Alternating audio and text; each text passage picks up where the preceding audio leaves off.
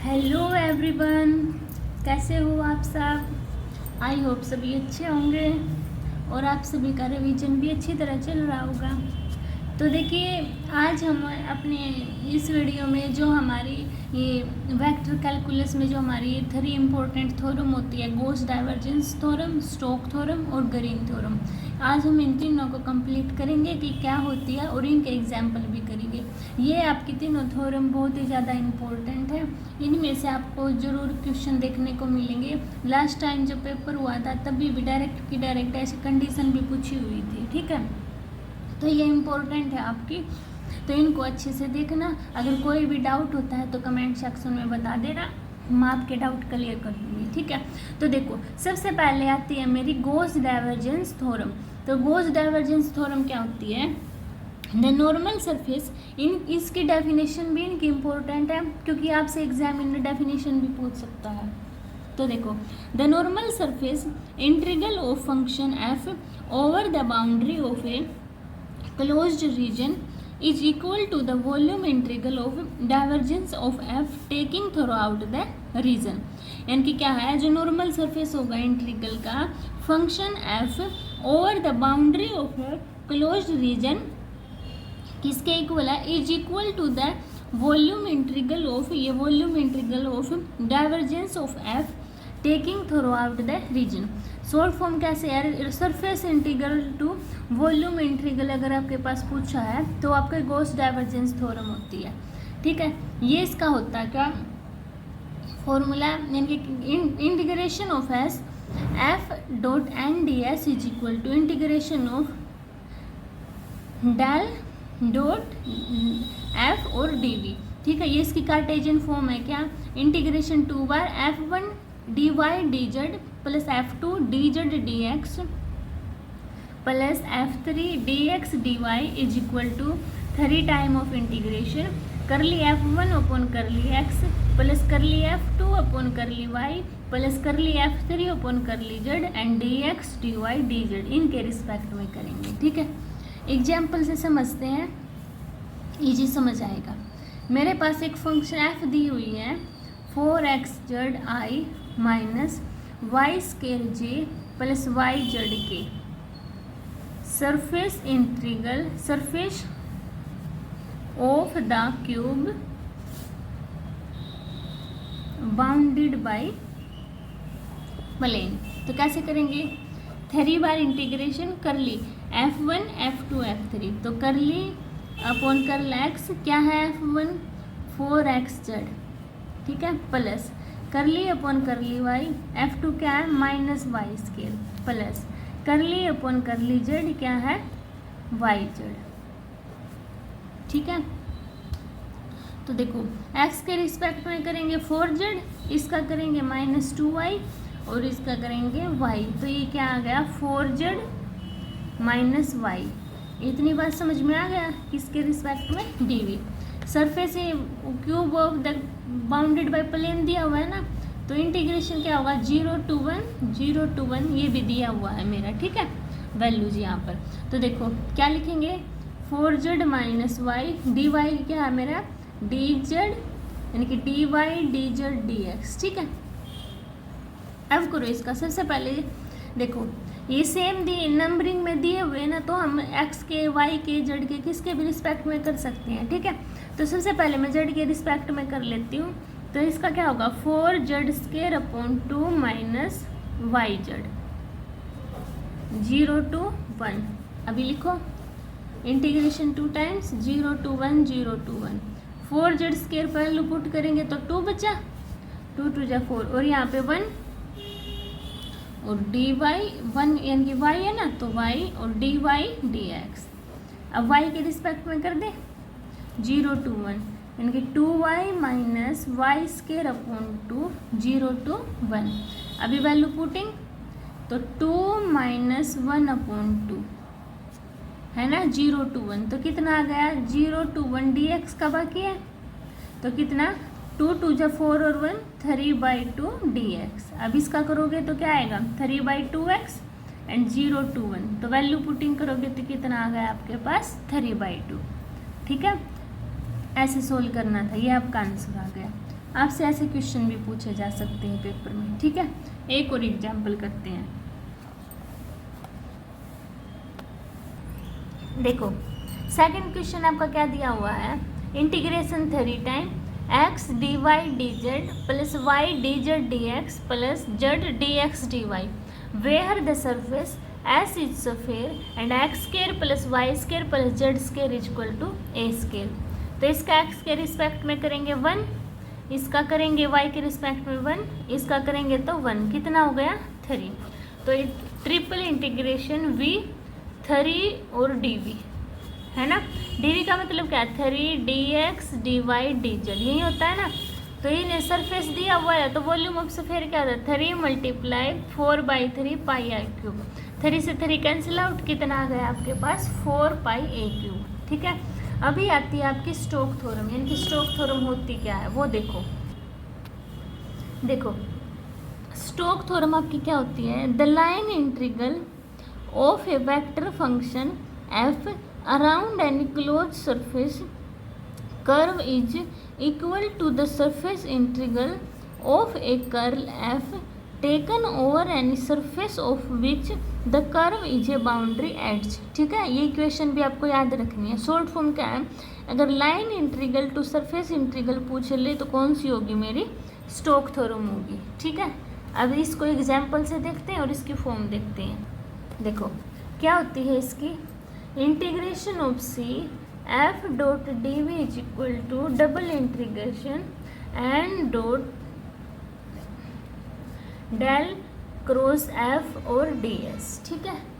इसकी Cartesian form क्या होती है स्टोक थ्योरम की, जो इम्पोर्टेंट है जिसके बेस पे क्वेश्चन निकलेंगे। देखो integration of del cross F and d s, integration of del cross F के d S is equal to double integration of curly f1 upon करली x, करली f1 अपॉन करली y and dx and dy, ठीक है।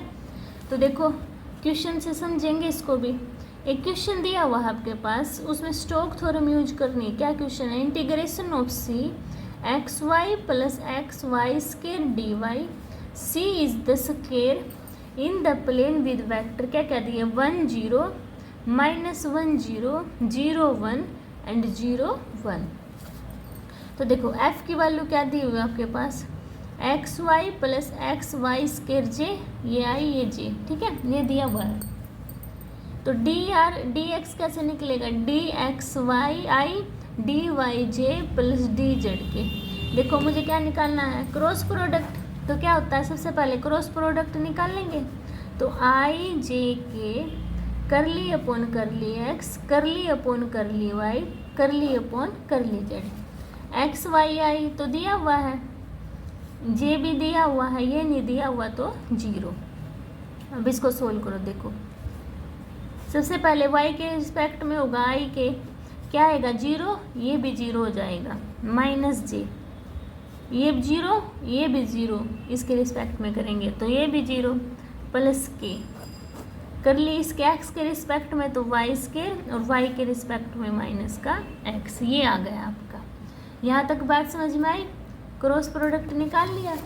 अब क्या करना है, देखो अब जो मेरा क्रॉस प्रोडक्ट आया है उसको करल f ही तो होता है ना क्रॉस प्रोडक्ट, क्या होता है curl f is equal to del cross f, तो ds पुट करना है इसमें, डबल इंटीग्रेशन ऑफ क्या करेंगे put y square minus x d x and d y. Values दी हुई है -1 to 0 0 to 1। सोल्व करो इसको।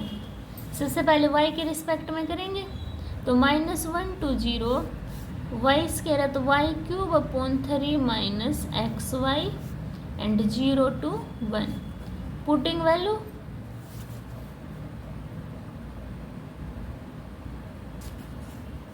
पुट करना 1/3 माइनस एक्स और dx। अब इसका करना है तो 1/3 x minus x square upon 2 -1 to 0। इसको सोल्व करना है तो -1/3 माइनस 1/2 और ये माइनस का साइन बार है। इसको सोल्व करेंगे तो 6 कितना आया 3 2 जा, ये प्लस हो जाएगा ना, और 1 2 3 जा, है ना।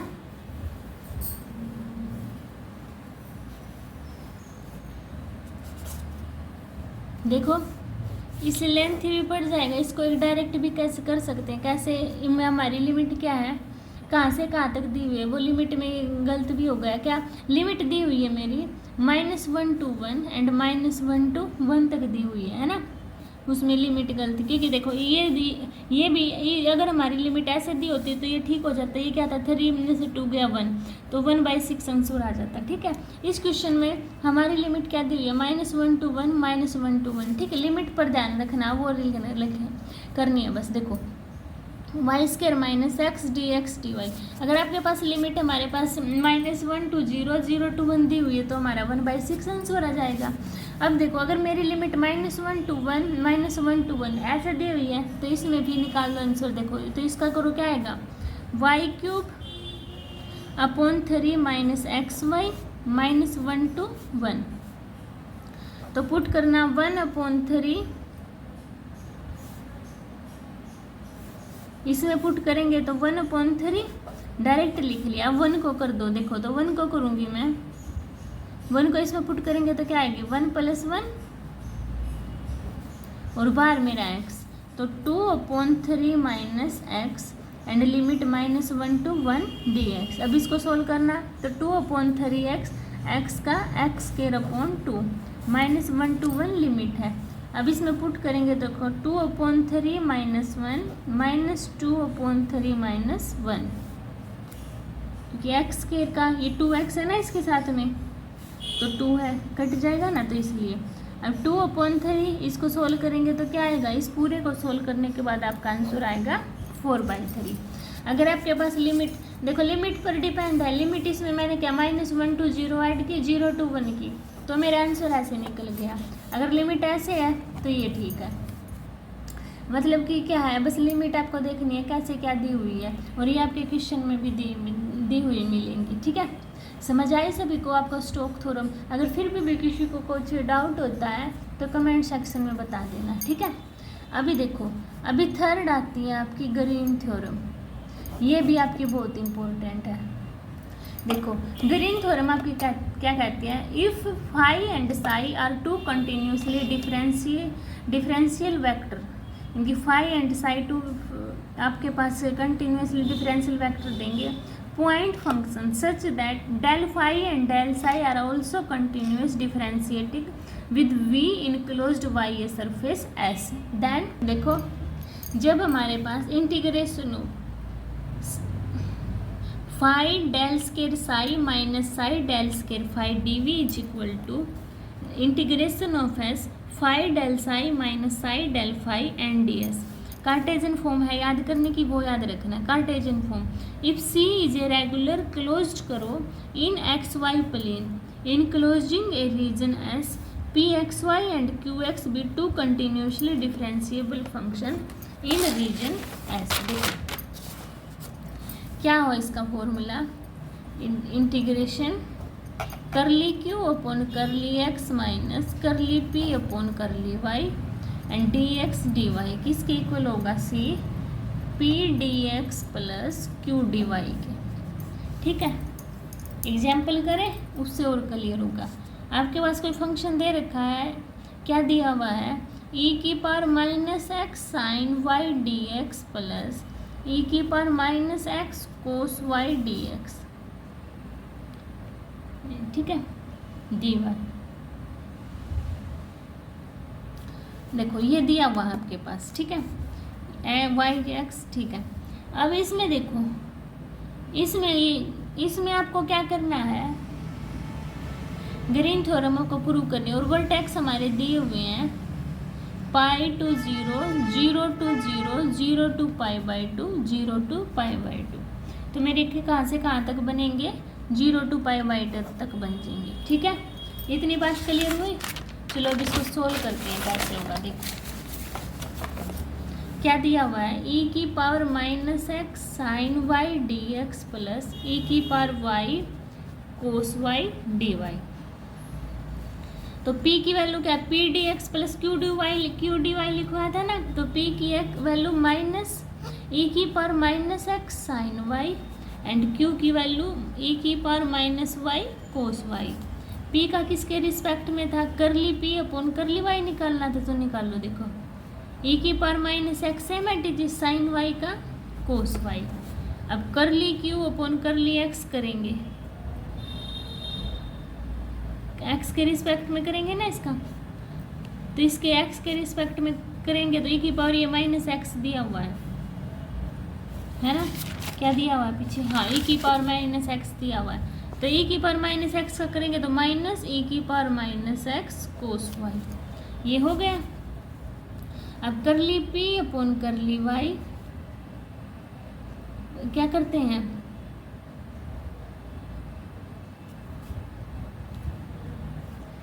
एक्स का होगा तो माइनस एक्स भी तो आएगा ना, करली p अपॉन करली y एंड करली q अपॉन करली x। इसको सोल्व करेंगे। देखो सबसे पहले इनको ऐड करो, देखो e की power minus x cos Y, minus का साइन है तो माइनस का पहले होता है तो प्लस ऐड कर दो, ऐड हो जाएगा x की पावर x e की power minus x cos Y, यही होगा ना। तो इसको सोल्व करो, e की पावर x, देखो तो e की power minus x cos Y common है, निकाल लो तो 1 प्लस एक्स बच गया।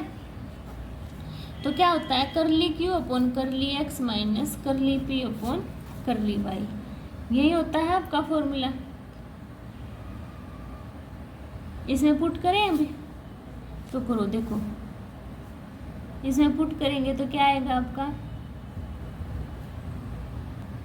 देखो इसका हम इंटीग्रेशन वो डिफरेंशिएशन कर रहे थे तो क्या होगा, e की पावर माइनस एक्स का माइनस होगा ना, ये नहीं होगा क्या, e की power minus x cos Y, तो इसका माइनस e की power minus x cos Y होगा बस, है ना।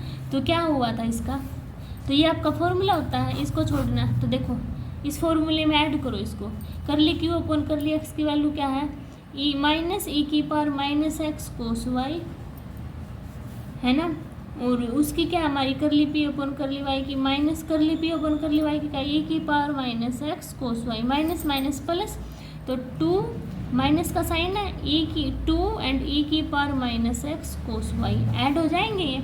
तो क्या आया मेरे पास, integration of -2 0 to π/2 0 to π/2 e की power minus cos x cos y e की power minus x cos Y D x d Y.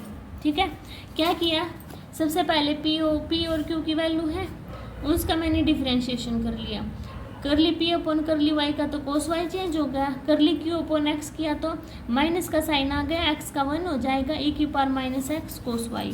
क्या फॉर्मूला होता है, करली Q upon curly x minus curly P upon curly Y, putting किया, दोनों minus के थे तो ऐड हो गया, -2 e की power minus x cos Y, differentiation में इंटीग्रेशन में पुट किया। अब सोल्व करो, -2 बाहर, तो इसको सोल्व करेंगे तो क्या आएगा इसका, बताओ सभी। सबसे पहले किसके रिस्पेक्ट में, dy के रिस्पेक्ट में करेंगे।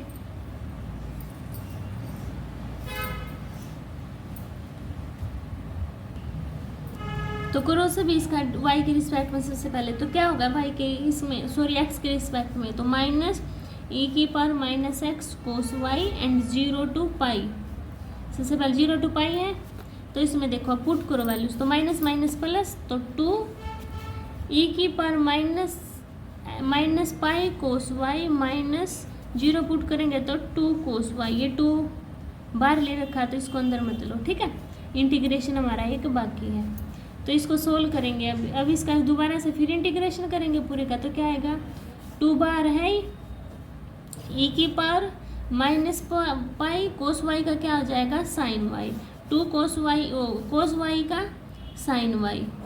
तो इसको सोल्व करेंगे तो देखो 2 के भी अंदर में इसमें क्या है 0 एंड π/2 है ना, तो इसमें वैल्यू पुट की साइन π/2 कितना होता है 1 और साइन π/2 1 और ये 0 तो 0 पे तो 0 ही होगा, तो क्या बचेगा 2 ई की पावर माइनस पाई यहाँ बच गया और इस साइड क्या बचा है 1। तो यही क्या है आपका फाइनल आंसर आ गया। सबसे पहले एक्स के रिस्पेक्ट में किया तो माइनस का साइन बाहर आ गया, ई की पावर माइनस कोस वाई बच गया 0 to पाई। अभी वैल्यू पुटिंग करी तो ये आ गया। अब इसका फिर मैंने इंटीग्रेशन कर दिया 0 to पाई/2, साइन वाई पाई/2 मेरा कितना होता है 1। तो ई की पावर माइनस पाई यहाँ बच गया, 1 यहाँ पर बच गया, 2 मेरा बाहर है, तो ये मेरा फाइनल आंसर आ गया। ठीक है, तो ये थी आपकी तीनों थ्योरम, इनको रिवाइज करना। अगर फिर भी किसी को डाउट होता है तो कमेंट सेक्शन में बताना, मैं आपके डाउट क्लियर कर दूँगी। ठीक है, मिलते हैं नेक्स्ट वीडियो में, तब तक के लिए बाय बाय।